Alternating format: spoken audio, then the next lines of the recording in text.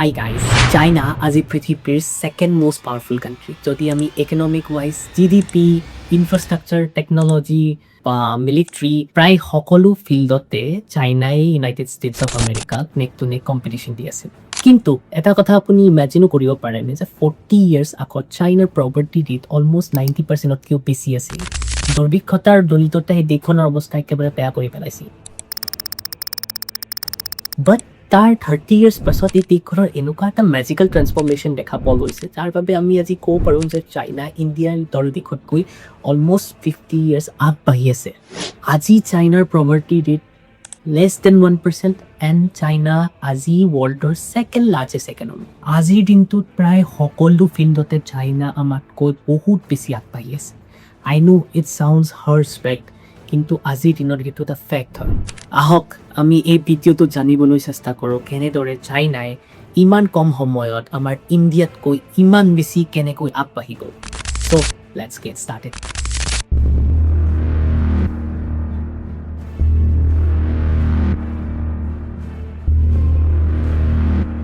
19th centuryলৈকে চাইনাক আমি এখন শক্তিশালী আৰু এখন ষ্ট্ৰং ৰাষ্ট্ৰ হিচাপে কনচিডাৰ কৰিব পাৰোঁ। আৰু ইয়াৰ one of the main reason আছিল চাইনাৰ চাইজ। আজিৰ দিনত চাইনা এৰিয়া ৱাইজ ৱৰ্ল্ডৰ 4th লাৰ্জেষ্ট কাণ্ট্ৰি। কিন্তু 19th centuryৰ শেষত কলনিয়েলিজিমৰ প্ৰভাৱ চাইনাতো দেখা পোৱা গ'ল। যদিও চাইনাক ব্ৰিটিছাৰ্ছসকলে ইণ্ডিয়াৰ দৰে ডাইৰেক্ট কেপচাৰ কৰা নাছিল, কিন্তু বেলেগ বেলেগ টেকনিক ইউজ কৰি চাইনাকো ব্ৰিটিছসকলে বহুত বেছি লুটিছিল। 1839 চনত ব্ৰিটিছ ইষ্ট ইণ্ডিয়া কোম্পানীয়ে চাইনালৈ অপিয়াম, যাক আমি আফিম বা কানি বুলিও কওঁ, এক্সপৰ্ট কৰা ষ্টাৰ্ট কৰিলে। এই কানি বা অপিয়াম হ'ল এটা এডিক্টিভ ড্ৰাগ, আৰু এই আফিমে চাইনিজসকলক লাহে লাহে এডিক্টিভ আৰু এলেহুৱা কৰি পেলাইছে। এই কানি খাই খাই চাইনিজ মানুহসকলে কাম চাম কৰা একেবাৰে বাদ দিছিল, আৰু এইদৰে ব্ৰিটিছসকলে চাইনিজ ছ'চাইটিৰ মানুহবিলাকক লাহে লাহে ধ্বংস কৰাত সক্ষম হৈছিল। ইয়াৰ পাছত ব্ৰিটিছাৰ্ছসকলে লাহে লাহে চাইনিজবিলাকক বিভিন্ন ধৰণৰ ট্ৰিটি চাইন কৰাই চাইনিজসকলৰ পৰা তেওঁলোকৰ মাটি, নিজৰ পৰ্টছ সকলোবোৰ ব্ৰিটিছৰ হাতত দি দিব লগা হৈছিল। যদি আমি অকণমান ফাষ্ট ফৰৱাৰ্ড কৰি দিওঁ, বিটুইন 1937 to 1945 চাইনিজ মানুহবিলাকে আৰু বেছি অত্যাচাৰ কৰিব লগা হৈছিল। কিন্তু এইবাৰ ব্ৰিটিছৰ হাতত নহয়, এইবাৰ জাপানীজ কলনাইজাৰৰ হাতত। দ্বিতীয় বিশ্বযুদ্ধত চাইনাই জাপানৰ বিৰুদ্ধে যুদ্ধ কৰিছিল, আৰু এই যুদ্ধত 3 কোটি চাইনিজ মানুহৰ মৃত্যু হৈছিল।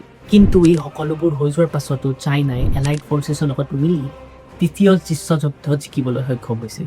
এটা আশা আহিছিল যে চাইনাও এতিয়া ডেভেলপ হ'ব, জাপানক দেশৰ পৰা খেদুৱাই পঠায়। কিন্তু জাষ্ট World War II শেষ হোৱাৰ লগে লগে চাইনাত এটা চিভিল ৱাৰ আৰম্ভ হয়। চাইনিজ কমিউনিষ্ট পাৰ্টি আৰু নেশ্যনেলিষ্ট পাৰ্টি, যাক আমি KMT বুলিও কওঁ, দুটা দলৰ মাজত এখন যুদ্ধ আৰম্ভ হৈ পৰিছিল। অৱশেষত 1949 চন চাইনিজ কমিউনিষ্ট পাৰ্টীয়ে এই গৃহ যুদ্ধখন জিকিবলৈ সক্ষম পায়, আৰু নেশ্যনেলিষ্ট পাৰ্টীৰ ছাপৰ্টাৰসকলে এখন ওচৰত থকা আইলেণ্ডলৈ পলাই যায়।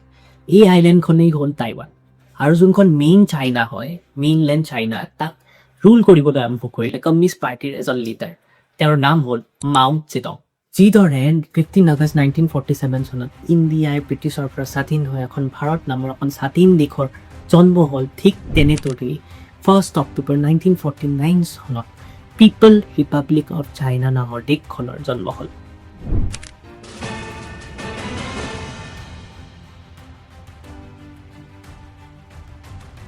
যদি আমি অকণমান ফাষ্ট ফৰৱাৰ্ড কৰোঁ তো 1976 মাও জেডঙৰ বেমাৰৰ বাবে মৃত্যু হ'ল। তেওঁ নিজৰ ৰাজত্বকালত বহুতো ভাল আৰু বহুতো বেয়া কাম কৰিছিল, যিবোৰ আমি ইয়াত ডিছকাছ নকৰোঁ, যিহেতু ভিডিঅ'টো বহুত বেছি ডাঙৰ হৈ যাব। এতিয়া মাওৰ মৃত্যুৰ পাছত চাইনাত নেতৃত্ব হাতত ল'বলৈ এজন নতুন কমিউনিষ্ট লিডাৰ আগবাঢ়ি আহিছে, আৰু তেওঁৰ নামেই হ'ল ডেং জিয়াওপিং। এতিয়া আপোনালোকে এই গ্ৰাফটো ভালদৰে চাব। ইয়াত ৰেড লাইটটোৱে চাইনাৰ GDP ৰিপ্ৰেজেণ্ট কৰি আছে, আৰু ব্লু লাইটটোৱে ইণ্ডিয়াৰ। এৰাউণ্ড 1980 দুখনে দেশ অলমষ্ট GDP সমান লেভেলতে আছিল। কিন্তু 80s পাছত কি হ'ল চাওক, চাইনা বহুত বেছি আগবাঢ়ি গ'ল, আৰু চাইনা ইমান যে আগবাঢ়ি গ'ল ইয়াৰ মেইন কাৰণে হ'ল ডেং জিয়াওপিঙৰ এক্সিলেণ্ট লিডাৰশ্বিপ। সেইকাৰণে তেওঁক ফাদাৰ অফ মডাৰ্ণ চাইনা বুলিও কোৱা যায়। ডেং জিয়াওপিঙে চাইনাত পাৱাৰত অহাৰ পাছত লগে লগে এটা পলিচি ইমপ্লিমেণ্ট কৰিছিল, যাৰ নাম আছিল ইকনমিক লিবাৰেলাইজেশ্যন। এই ইকনমিক লিবাৰেলাইজেশ্যন পলিচিৰ আণ্ডাৰ বহুতকেইটা এছপেক্ট আছিল, যিকেইটা আমি এটা এটাকৈ ডিছকাছ কৰিম। অভাৰঅল এই পলিচিটোৰ কনচেপ্টটোক আজিৰ দিনত ছ'চিয়েলিজিম উইথ চাইনিজ কেৰেক্টাৰিষ্টিক্স বুলি কোৱা হয়। ফাৰ্ষ্ট এগ্ৰিকালচাৰ ছিষ্টেমৰ ট্ৰেন্সফৰ্মেশ্যন আনিবলৈ টিঙে হাউচ ৰেছপনচিবিলিটি ছিষ্টেম ইণ্ট্ৰডিউচ কৰিছিল। আগতে মাও ৰেজিমত চাইনাত প্ৰাইভেট ফাৰ্মিং বুলি একো কনচেপ্টে নাছিল। মানে কোনো ইণ্ডিভিজুৱেল ফাৰ্মাৰে নিজে মাটি কিনি খেতি কৰিব নোৱাৰে। গোটেই এগ্ৰিকালচাৰেল প্ৰডাক্টছ আৰু যোনবোৰ লেণ্ড হয় তাৰ অ'নাৰশ্বিপ অকল গভৰ্ণমেণ্টৰ হাতত আছিল। টিঙে আহি ক'লে যে আমি অ'নাৰশ্বিপ ষ্টেটাছটো চেঞ্জ নকৰোঁ, কিন্তু আমি ইণ্ডিভিজুৱেল ফাৰ্মাৰ্ছবোৰক এই মাটিখিনি লং টাৰ্ম কণ্ট্ৰেক্ট বেছত লিজত দিয়া আৰম্ভ কৰিলে। সেই ফাৰ্মাৰ্ছবোৰৰ হাতত ৰাইট আৰু পাৱাৰ থাকিব ডিচাইড কৰিবলৈ যে তেওঁলোকে কোনবোৰ ক্ৰপছ গ্ৰ' কৰিব, কেনেকৈ নিজৰ বিজনেছবোৰ মেইনটেইন কৰিব আৰু কেনেকৈ প্ৰফিট আৰ্ণ কৰিব। বেচিকেলি তেওঁ ফাৰ্মাৰ্ছবোৰক ফ্ৰীডম দিছিল টু ডিচাইড তেওঁলোকে কোনবোৰ ক্ৰপছ গ্ৰ' কৰি বেছি প্ৰফিট আৰ্ণ কৰিব পাৰিব। আগতে মাও ৰেজিমত ফাৰ্মাৰ্ছসকলে যিমানখিনি ক্ৰপ প্ৰডিউচ কৰে বা যিমানখিনি খেতি উৎপাদন হয় বা গোটেইখিনি এগ্ৰিকালচাৰেল আউটপুটেই গভৰ্ণমেণ্টক চেল কৰিব লগা হৈছিল। কিন্তু ডেং জিয়াওপিঙে ক'লে যে ফাৰ্মাৰ্ছবোৰে এটা মিনিমাম এমাউণ্ট অফ ক্ৰপ গভৰ্ণমেণ্টক চেল কৰিব লাগিব আৰু বাচি যোৱা ক্ৰপখিনি ফাৰ্মাৰ্ছবোৰে নিজে বিকি প্ৰফিট আৰ্ণ কৰিব পাৰে। এইকেইটা ইনচেণ্টিভৰ বাবে ফাৰ্মাৰ্ছবোৰে নিজে কষ্ট কৰি উৎপাদন বঢ়োৱা ষ্টাৰ্ট কৰিব ধৰিলে যাতে তেওঁলোকে বেছি প্ৰফিট আৰ্ণ কৰিব পাৰে। এনেকুৱা ধৰণৰ চিমিলাৰ ৰিফৰ্মছ তেওঁ মেনুফেকচাৰিং ছেক্টৰছ আৰু ফেক্টৰীছতো ইণ্ট্ৰডিউচ কৰা ষ্টাৰ্ট কৰিলে। তেওঁ factory management responsible system introduce কৰিলে। মাওৰ দিনত চাইনাত থকা ইণ্ডাষ্ট্ৰিজবোৰক কমিউনিষ্ট পাৰ্টি মেম্বাৰ্ছবোৰে মেনেজ কৰিছিল। ফেক্টৰী ডিচিশ্যনবোৰত বহুত বেছি পলিটিকেল ইণ্টাৰফাৰেঞ্চ আছিলে। ডিঙে ক'লে যে এনেকৈ নহ'ব, এতিয়াৰ পৰা ফেক্টৰীৰ মেজৰ ডিচিশ্যনবোৰ ফেক্টৰীৰ ৱৰ্কাৰ্ছ বা ফেক্টৰীৰ মেনেজাৰবোৰে ল'ব। ফেক্টৰী ৱৰ্কাৰ্ছবিলাকৰ হাতত বেছি ফ্ৰীডম দি দিলে টু ডিচাইড তেওঁলোকে কি প্ৰডিউচ কৰিব, কিমান প্ৰডাকশ্যন টাৰ্গেট থাকিব, প্ৰডাক্টটোৰ দাম কিমান ৰাখিব আৰু ৱৰ্কাৰ্ছবিলাকৰ কিমান চেলাৰী হ'ব। এইবোৰ ৰিফৰ্মছে ফেক্টৰী ৱৰ্কাৰ্ছবোৰক এটা একাউণ্টেবিলিটি চেন্স অফ অ'নাৰশ্বিপ দিলে। ৱৰ্কাৰ্ছবিলাকে ভাবিব ধৰিলে যে এই ফেক্টৰীবোৰ আমাৰ নিজৰে হয় আৰু আমি যদি নিজে কষ্ট কৰোঁ আমি সেই ফেক্টৰীবোৰ আৰু বেছি ডেভেলপ কৰিব পাৰিম। চ' ফেক্টৰী ৱৰ্কাৰ্ছবোৰে বেছি মটিভেশ্যন আৰু ইনচেণ্টিভ পালে, যাৰ বাবে তেওঁলোকে বেছিকৈ কষ্ট কৰা ষ্টাৰ্ট কৰিলে।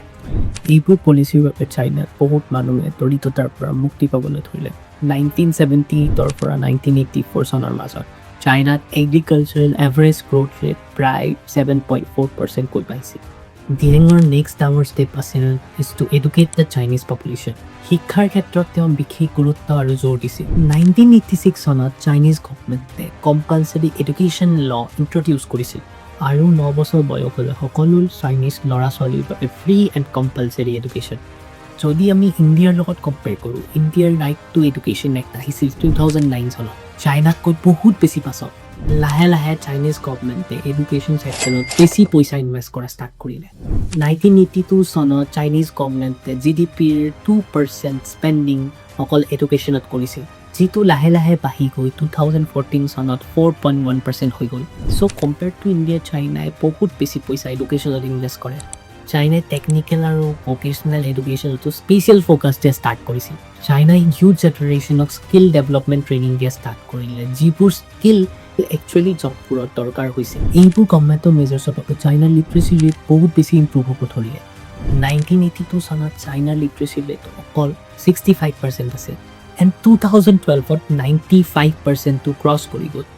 আৰু যদি আমি ইণ্ডিয়াৰ লিটাৰেচি ৰেটৰ লগত কম্পেয়াৰ কৰোঁ, ইণ্ডিয়াৰ লিটাৰেচি ৰেট আজিৰ দিনত অকল 77% হয়।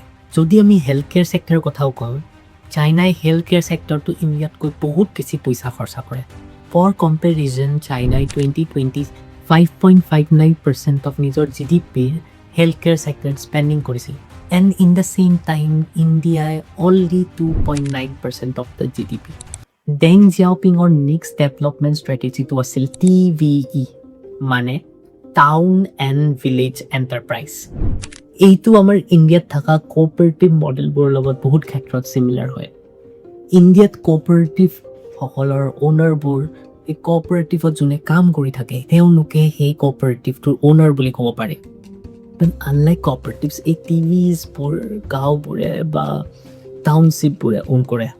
টিভিজ আৰু কোঅপাৰেটিভছবোৰৰ কিন্তু আল্টিমেট গ'ল একেই, ৰুৰেল এৰিয়া বা গাঁওবোৰৰ ইকনমিক ডেভেলপমেণ্ট। ইণ্ডিয়াত আমি কোঅপাৰেটিভছবোৰ বেছিভাগ এগ্ৰিকালচাৰেল বা ডেইৰী ছেক্টৰতে দেখা পাওঁ, as for example Amul, Mother Dairy. কিন্তু চাইনাত প্ৰায় সকলোবোৰ ছেক্টৰতে আমি টিভিছবোৰৰ প্ৰভাৱ দেখিব পাৰোঁ। As for example textile, manufacturing, electronics প্ৰায় সকলোবোৰ ছেক্টৰতে টিভিছ আছে। এটা ফেমাছ টিভিৰ এক্সাম্পল হ'ল হাৱাই টেকনলজি, যাৰ নাম আপুনি ডেফিনেটলি শুনিছে। এই কোম্পানীটো এটা টিভি হিচাপে আৰম্ভ হৈছিল চাইনাৰ চেংজেং নামৰ এখন জেগাত। কিন্তু আজিৰ দিনত এই হাৱাই টেকনলজি এটা গ্ল'বেল লিডিং ব্ৰেণ্ড হৈ পৰিছে, specially in the field of telecommunication. এই টিভিছবোৰে 1990s চাইনাত more than 10 crore rural jobs produce কৰিবলৈ সক্ষম হৈছিলে। চাইনাত লাহে লাহে মানুহৰ লিভিং ষ্টেণ্ডাৰ্ড ইম্প্ৰুভ হ'ব ধৰিলে। এই টিভিছবোৰৰ বাবে গাঁও আৰু চহৰত যোনটো ইনকাম গেপ আছিল সেইটো লাহে লাহে কমিব ধৰিল। আৰু এই টিভিছবোৰৰ ছাকচেছৰ one of the major reason হ'ল চাইনাৰ স্কিল লেবাৰ। যিহেতু চাইনিজ গভৰ্ণমেণ্টে এডুকেশ্যনেল ডেভেলপমেণ্ট আৰু স্কিল ডেভেলপমেণ্টত আগতে বহুত বেছি জোৰ দিছিল। ইয়াৰ 1980s টেঙে চাইনাত স্পেচিয়েল ইকনমিক জ'নো ছেট আপ কৰিছিল, য'ত কোম্পানীজবোৰে যদি ইনভেষ্ট কৰে দেন কোম্পানীজবোৰক টেক্স ইনচেণ্টিভ দিয়া হৈছিল। যিবোৰ চাইনাত কোম্পানীজৰ ৰিলেটেড ষ্ট্ৰিক্ট ৰেগুলেশ্যন আছিল সেইবোৰ লাহে লাহে ৰিলেক্স কৰি দিয়া গ'ল।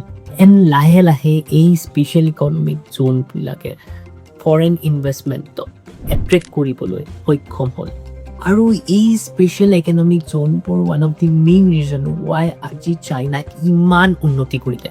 যেতিয়া ফৰেন কোম্পানীজবিলাকে এখন দেশত ইনভেষ্টমেণ্ট বা তেওঁলোকৰ মেনুফেকচাৰিং ইউনিট ছেট আপ কৰে, তেতিয়া সেই কোম্পানীজবিলাকৰ বহুত বেছি দৰকাৰ হয় স্কিল লেবাৰ ফ'ৰ্চ। আৰু যিহেতু চাইনাই অলৰেডি আগতে স্কিল ডেভেলপমেণ্টত ফ'কাছ দিছিল, চাইনাৰ তাত বহুতো large amount of skill labour force আছিলে। চাইনাৰ লেবাৰ ফ'ৰ্চটো চিপো আছিলে, স্কিলো আছিলে, আৰু টিভিছবোৰৰ বাবে ৱৰ্কাৰ্ছবোৰৰ মেনুফেকচাৰিং ছেক্টৰছত কাম কৰা এক্সপিৰিয়েঞ্চো আছিলে। চ' ধেৰ ফৰেন কোম্পানীজ লাহে লাহে চাইনাত নিজৰ মেনুফেকচাৰিং ইউনিট ডেভেলপ কৰা ষ্টাৰ্ট কৰিলে। চেংজিয়াং হ'ল চাইনাৰ ফাৰ্ষ্ট ইকনমিক জ'ন। এই চিটিখন আগতে এখন সৰু ফিচিং ভিলেজ আছিলে, আৰু আজি আমি চেংজেংখন one of the most advance and hi-tech city বুলিও ক'ব পাৰোঁ। 1980 চনত এই চিটিখনৰ GDP আছিল অকল $0.3 বিলিয়ন, আৰু 2020 এই নম্বৰটো বাঢ়ি গৈ $420 বিলিয়ন হৈ গ'ল। ইণ্ডিয়াত LPG লিবাৰেলাইজেশ্যন, প্ৰাইভেটাইজেশ্যন এণ্ড গ্ল'বেলাইজেশ্যন আহিছিল 1991 চনত, য'ত ফৰেন কোম্পানীজৰ বাবে ইণ্ডিয়ান ইকনমিটো খুলি দিয়া হৈছিল। We are in a phase of restructuring our economy, that our country is unable to launch a second industrial revolution, a second agricultural revolution, that our country is unable to integrate itself into the world economy in a manner in which we can take advantage of the opportunities offered by the new global economy. কিন্তু চাইনাত 1978 এই economic লিবাৰেলাইজেশ্যন দেখা গৈছিল। So multinational companies like Editas, Nike, Apple, এই সকলো কোম্পানীবোৰে নিজৰ manufacturing unit চাইনাত set up কৰা start কৰিলে। এইবোৰৰ বাহিৰেও চাইনিজ গভৰ্ণমেণ্টে নিজৰ ইনফ্ৰাষ্ট্ৰাকচাৰ ডেভেলপমেণ্টত বহুত বেছি জোৰ দিলে। ৰোডছ, ৰেলৱে লাইন, ইলেক্ট্ৰিচিটি, এইবোৰত চাইনিজ গভৰ্ণমেণ্টে বহুত বেছি টকা খৰচ কৰিলে। ইয়াৰ লগতে চাইনাই ৰিচাৰ্চ এণ্ড ডেভেলপমেণ্টতো বহুত বেছি ফাণ্ড ইনভেষ্ট কৰিছিল। টিয়াঙে বহুত বেছি ৰিচাৰ্চ চেণ্টাৰ্ছ বনাইছিল, আৰু এই ৰিচাৰ্চ চেণ্টাৰ্ছবোৰক গভৰ্ণমেণ্টৰ পৰা বহুত বেছি হেভি ফাণ্ডিং দিয়া গৈছিল।